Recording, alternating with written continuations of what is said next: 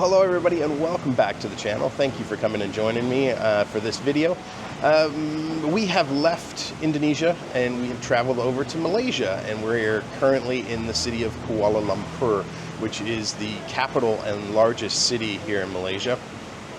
It's also actually voted to be one of the new 7 wonder cities of the world. Because of its growth and its architectural styling and all the things that it's doing really well here. And coming in from the airport, there are some just stunningly beautiful buildings in this city, which I hope to show you in the next couple of videos as we go ahead, including one in particular that is kind of the primary reason I came here, to be honest. But this city wasn't always that big. It started out as a small little tin mining town all the way back in, I think it was 1857. It didn't actually get its accreditation as a city until 1972, which is insane considering that, 1972 in the grand scheme of things, it wasn't that long ago. And looking around at the growth that this city is still undergoing, it's pretty nuts. In 2023, 24, Kuala Lumpur was also the 6th most visited city in the world. Of course, Bangkok being number 1 with, I think it was like a staggering 20+ million visitors. And for my mom, this city has over 65 shopping malls. I think one of them is like the 7th largest in the world. So if you are a shopper and you love to shop, this is one of those cities that I think you could certainly come and enjoy. But today, we're not going to go gallivanting all out and around and all over town, because quite honestly, the weather is not looking great and quite unpredictable. So I thought today's video would be a good opportunity to kind of catch up with you guys and do a little bit of a checking, considering we're just over the halfway point in this season. So I thought we'd have a little conversation about some of my observations and things I've seen and kind of learned while I've been here in Southeast Asia, and also to try to answer a few of the most common questions that I receive while I'm here. So yeah, let's go do that. Well, I just went out and got set up somewhere else to continue the video, and wouldn't you believe it, as soon as I pretty much got completely set up, the rain came and started coming down. So I've relocated now back to my apartment. I'm sorry I don't really have a very pretty backdrop for you today, but yeah, weather is what it is. I can't control it. So continue on with the video. This first sort of part, I just wanted to kind of talk about some of my experiences and observations while I've been here in Southeast Asia. The first one being probably an obvious one to most people, but I want to put a little bit of an asterisk next to it, and that's the cost of traveling when you're here in Southeast Asia. Now, you hear everywhere on the internet and YouTube videos all over the place how cost effective it is to travel around Southeast Asia. And yes, it can be. Keywords being can be. Its cost effectiveness is heavily dependent on you as the traveler, because it can go from one extreme to another. You start off with simple transportation. If you use bikes and regular taxi cabs, you can get around quite affordably. You can go from for example, I did, my average trip outside of my apartment or hotel in Southeast Asia is usually within 15-20 minutes. I position, where I'm staying pretty well. And those are average between, I would say, anywhere from $2.50 to $4.50, depending on where it is and what traffic's like, which is really good. But if you want to go get, like a big SUV, or you want a more luxurious car and driver, you're not going to be saving that much money compared to most countries in the world. Same thing goes for food. If you indulge in the local delicacies, I mean, like in Bangkok, for instance, I went out one night and I had this amazing green chicken curry with a big bowl of rice and a couple of egg rolls or spring rolls. And yeah, it was big and filling, and I think that set me back about $4. But if you go to sort of more westernized restaurants, fancier sort of steak and lobster restaurants, for a quick example, McDonald's, for instance, an average sort of meal in McDonald's, it's going to set you back $10, $12, which is still a little bit cheaper than where I'm from, but you know, compared to a $4 like kind of feast of curry, it's a massive difference. So again, it really kind of depends on where you're going to go and eat, and that also goes with sort of spa experiences. I spoke to one lady, and she went to this really nice luxurious spa in this one place, and I think she spent, I think it was like $125 for a 1 hour massage, where I found a really nice massage spa, great qualified spa massage therapists, and yeah, not quite as fancy. They, you know, they don't give you a glass of champagne when you arrive. It was green tea, you know, all these kind of little things. And I think I paid $30 or $35 for an hour. So yeah, traveling around Southeast Asia can be very, very affordable, but it heavily depends on you and the experience you want. If you're going for that more higher end sort of luxury experience as you travel, you're not going to be saving a whole lot of money, and it's going to seem expensive to you. As I said, if you're willing to sort of, you know, get into, you know, enjoying the more local foods and experiencing things on a more realistic level, I guess, for lack of a better word, yeah, you know, you can travel around and experience a lot of Southeast Asia very, very affordably. The next thing I want to get into is the overall people as a whole. Now, you know, obviously between Thailand and the Philippines and Indonesia, there are subtle differences amongst those people. However, there are also a lot of similarities. They all have met me with, I don't want to use the term open arms because that sounds a bit cheesy, but they're very warm and they are very welcoming. They are polite, considerate. Yeah, it's courteous. I've had very, very, very few bad experiences with people as I've traveled around so far. Everybody has been very, very nice.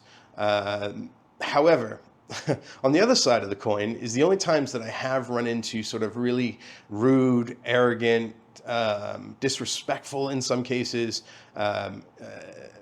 people, and bad-mannered people, I guess, it's every single time it's been tourists. It's been a foreign traveler, and I don't get it. I don't understand where it comes from. I tend to sort of keep to myself and stay away from those kind of situations and those people. I have in the past, you know, since I've been traveling, I have a couple of times actually stepped in and sort of said, "What are you doing? Like, have a bit of respect, you know, have a bit of courtesy." You know, it's unreal. The people, as I said, they are so warm and so friendly, and really will go out of their way to try and be nice to you and help you. You know, that's not a weakness, and you shouldn't look down on people for that. You shouldn't try and treat people in a horrible way. And also coming to, you know, involved with sort of manners and all that kind of stuff. The other thing I've noticed a lot of is how non-judgmental the people as a whole are here in Southeast Asia. They don't care. They don't care what clothes you wear, how you cut your hair. They don't care what jewelry you have. They don't care how much money you've got. They don't care what your sexual orientation is. Nobody cares. They just, you know, live your life is kind of the mentality of most people. They're never gonna, you know, look down on you or pass judgment on you based on how you look or any of that stuff. They are interested. I've been to, you know, outside of a lot of the tourist areas. I've gotten out into some of the more rural areas at times. And, you know, kids are a little bit fascinated because, you know, they haven't seen many white people. So it's kind of like, ooh, what's this white person doing in my little village? But outside of that, yeah, I mean, in the major cities and anywhere in like the tourist areas, they just don't care, which is, you know, so lovely compared to kind of where I come from and where I think a lot of people are in this world who sort of snap to judgments and assume things about people based on material things and outward things without really getting to know somebody.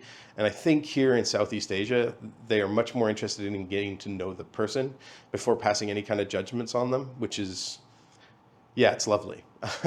Definitely a huge plus so far in my travels. And then I guess I kind of go to living. If you go back and watch the epilogue of this entire channel, it explains kind of where this vlog came from and why I'm out here doing this.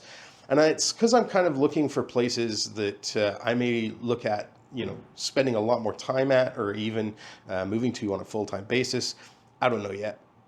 But so far in my travels, I've enjoyed pretty much everywhere that I've gone so far, but I really haven't found any one particular place that I've looked at and gone, yeah, I could see myself spending, several months here, or, even like a year here.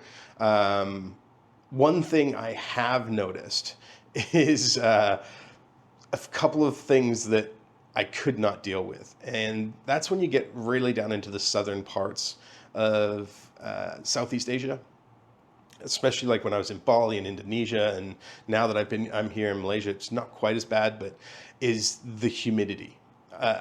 As I have mentioned it, I'm sure several times in the videos, but I cannot understate, I guess, how intense it can be. It's not like it every single day, but most days it's pretty intense. I've traveled to a lot of places in the world, like in Florida and other places, where the humidity can get very, very high. But here, particularly when I was a few times when I was in Bali and when I was in Jakarta, the humidity is so high that you literally can feel it. It's like you can feel it in the air. Like the air is thicker and you can feel it. It also, and this is one kind of in Jakarta, there was one day where the air pollution was really not very good. And you combine that with the really, really high humidity, and it's thick. You can feel it when you're breathing. It feels like sort of every breath that you take is kind of a 65% breath rather than 100% breath. Yeah, it's craziness. There were several days where I would go out, see the really nice weather outside, and be, oh, let's go out, let's go do some things, let's go trek around. And within like 2.5, 3 hours, I'm drenched and exhausted. Like it's crazy. I've never experienced humidity on this scale. Now, that's not to say that I wouldn't come back to this part of the world at some point in time and explore more, because I do want to do that. I would just be a lot more picky in regards to the sort of the time frame that I would visit, trying to avoid those really high humidity months that they have down here, because they are something else. Now, kind of moving on to Q&As. Everywhere I travel and run into people and meet people, whether they be locals or foreigners, I kind of get a lot of the same questions from people, especially when I'm out filming and they see me talking to a camera. They're like, oh, hi, and they start up a conversation, and I get pretty much the same questions all the time. The first question I get, and definitely the most prominent question I get from people, is when you're traveling for months at a time on your own, don't you ever get lonely? And the simple answer to that question is, well, yes, of course I get lonely from time to time, but it's different lonely compared to lonely times when I would be at home. Sometimes when I was lonely back home, that loneliness feeling, it could last days, sometimes even weeks. Where here, it really doesn't last that long, and it kind of gets triggered from a different place. How do I explain this? For an example, okay. When I was in first season, when I was in Prague, and I was in the Old Town Square, And I wasn't filming. I was just looking around, standing in the center of the square, just looking around at all these beautiful buildings, and listening to the sounds of like the horse-drawn carriages and just the people milling around and laughing, and kind of just soaking in that experience. I couldn't help but wish I had, in that case, a certain person with me, because I know how much, if that person was there with me, would have loved that experience, would have loved being there and sharing that moment, and seeing what I was seeing and kind of doing what I was doing in that moment. And, you know, that instantly makes me start to miss people. And then I start to feel lonely and a little bit alone, and it kind of casts a bit of a gray cloud over the rest of the day. Uh, but that gray cloud, unlike back home, doesn't last very long when I'm traveling. And that's, as funnily enough, you probably don't believe this, but it's because I'm actually quite busy when I'm traveling. You know, I would come back after a day like that, get back to my hotel or my apartment or whatever, wherever I'm staying. And immediately I'm, you know, pulling chips, I'm downloading footage, sorting through footage, sort of piecing together what an edit's going to look like, downloading music that's going to go with the edit, and all that kind of thing. Then the next day I'm waking up and, you know, grabbing breakfast and getting into editing and editing all that out. And then after I finally finished all the edit and all that kind of stuff, I'm on to planning the next day out that I'm going to do, and doing the research and planning and scripting and logistics and all the other stuff that goes with just doing what I'm doing. And so I don't get a lot of downtime to sit around and feel lonely and to kind of dwell on my loneliness feelings. They sort of come and go really quickly. Like, you know, at most they last 5 or 6 hours, and then it's like, I'm back onto the next thing, and I got to just keep rolling along. But yeah, definitely every once in a while I'll be in a certain place at a certain time, and just wish I had different people with me to share those experiences with. But you know, that's part and parcel of what I'm doing. I understand that. And so yeah, it is what it is. The other question I get, which is really a weird one for me, I don't quite understand it. Because it's, I don't know, it's just weird to me. But I get it from almost everybody that I meet. And that is, you know, what are like the top 3 apps that you recommend for travelers to have on their phones, or tourists to have on their phones? Which, as I said, seems a little silly to me, because I think, you know, most people already have most of the apps that I would recommend. You know, first and foremost, Google Maps is by far the app I use the most, but probably not the way that you would think I would use it. Google Maps obviously is great when you're in a foreign city and you don't really know where you're going, and you need something to sort of give you directions and guide you around. But what I use it really heavily for is I'm planning about every, like logistics wise, I'm planning out about every 6 weeks ahead of where I'm going next and what I'm going to do next. And so whenever I figure out where I'm going to go, narrow down an area or even maybe a few hotels that I'm looking at, I'll hop on Google Maps and pull up where those hotels are and start looking at what's around them, like grocery stores, 7-Elevens, laundromats, barbers or hairdressers if I need it. You know, all the kind of key things that I would like to have within walking distance, and making sure that they're there. Because there's several times where I've looked at a hotel and thought, that place is perfect. You know, it hits the right price point, it's in the right area, everything's great. And then I hop on Google Maps and I start looking up, you know, the grocery stores and stuff, and realize that I'm going to have to hop a taxi anytime I want to even go out and get a bottle of water. So, you know, it just takes it right off the list. And so Google Maps is kind of essential for me when it comes to booking and planning ahead. It's also essential when I'm planning my days out, because I will look at a place like Kuala Lumpur, for instance, and I will pull up like 8 or 9 different places that I want to check out while I'm here. But I have really no idea where they are proximity-wise and map-wise. You know, within the city, and you don't want to sort of say, oh, I'm going to hit these 3 places this day, and you're sort of going from one side of the city to the other side of the city and back to the other, up to the northern part of the city.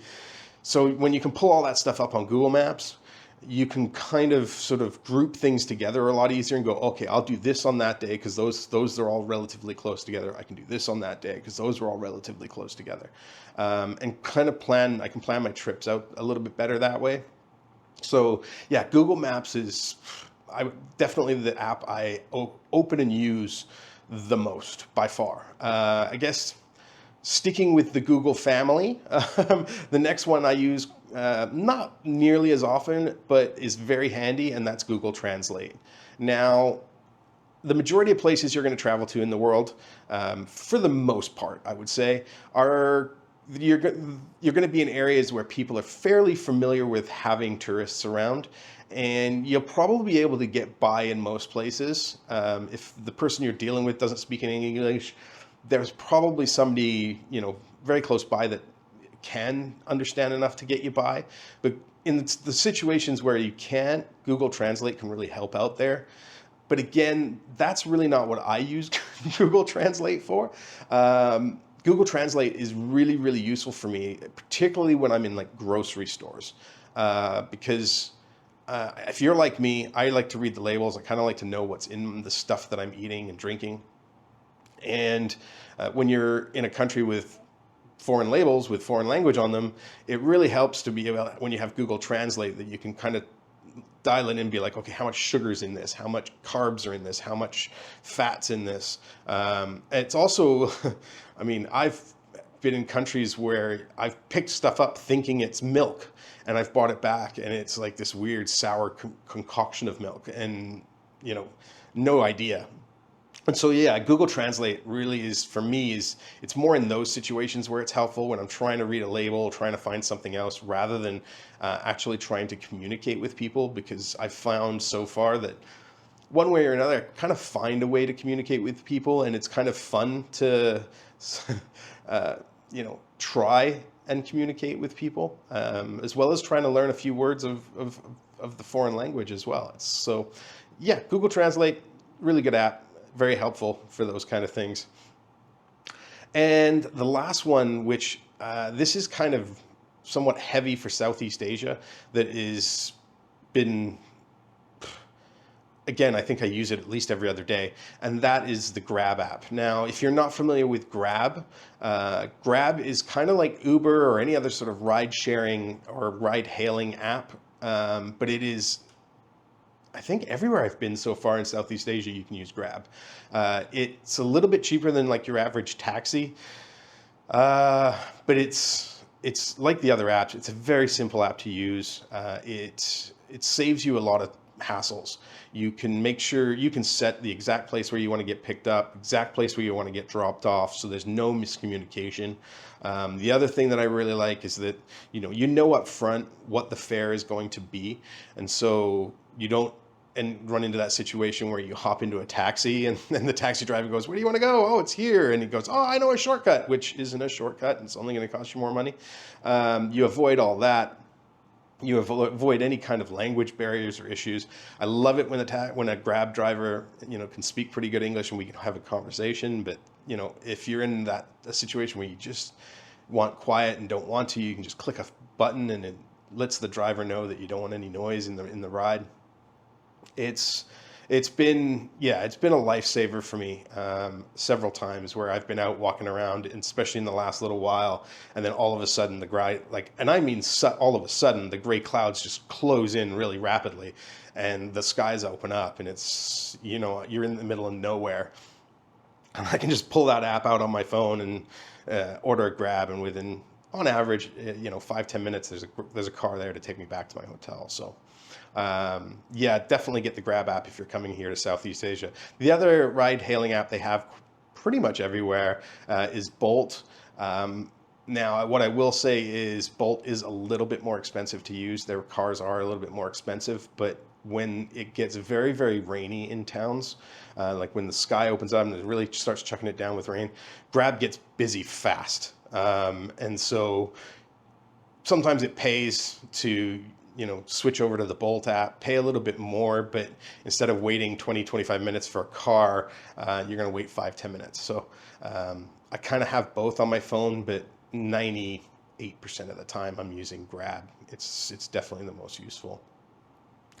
Now, the last question I get from people is, what is the best and worst part about your traveling? And I'll start with the worst, because I'd like to end the Q&A on a positive. The worst, without question, is airports. I've been all over the world, and every single airport kind of suffers from the same. How do I diplomatically word this? They lack the same inefficiencies. Inefficiencies that are quite easily fixable, but for some reason nobody chooses to fix them. Because I fly internationally quite often, getting to an airport 3 hours, which is the recommended amount, ahead of time, and then you got to go through all the processes that you have to go through, and then you get to the other side, and then you find yourself waiting around for like an hour and 15 minutes, and even if you want to grab a water or coffee, you're going to pay 4 to 5 times as much as you would if you weren't in the hotel or in the airport. The whole process is just painful when it really doesn't need to be. It doesn't need to be nearly as long. It doesn't need to be nearly as stressful as it is. But for some reason, it is, and they choose not to fix it. The best part about traveling, wow. I mean, that's a video unto itself. But if I was to put it in a nutshell and keep it kind of short, I'd say it's a combination of meeting people and just sort of, I'm a big people watcher. So sort of just sitting down in places and just watching people go about their daily lives and seeing how that differs from my experiences in other places. Getting to, learn a little bit about different cultures and where they come from and their heritage. And then, of course, getting to just wake up in a unique, different place every couple of weeks and experience something new all the time. You're never sort of nothing, the scenery never gets stale or bored. You're always experiencing something new, which is really, really cool. And as I said, I could go into a lot more detail about the benefits and beauties of traveling, but as I say, it must be a whole other video, because I could talk for half hour, 45 minutes alone on the benefits of traveling around the world and what it does for you as a human being and as a person and your own personal growth. I can't recommend it more than that for you guys to get out there and experience this world. Why we still have it, because the world is changing, that is for sure. But what's next for us? We're going to be here in Kuala Lumpur for the next couple of videos. Going to check out a cool place in the next video, which I'm really excited to go see. And then we are heading back into Thailand for a little bit.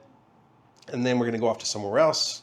Actually the next kind of 6-8 weeks after we leave here in Kuala Lumpur, I'm really kind of excited about. These are places that I'm very interested in to see, not only for content creation purposes, but for my own personal reasons. I'm looking forward to going to check these places out because I do plan on coming back to Southeast Asia and spending some more extended time here.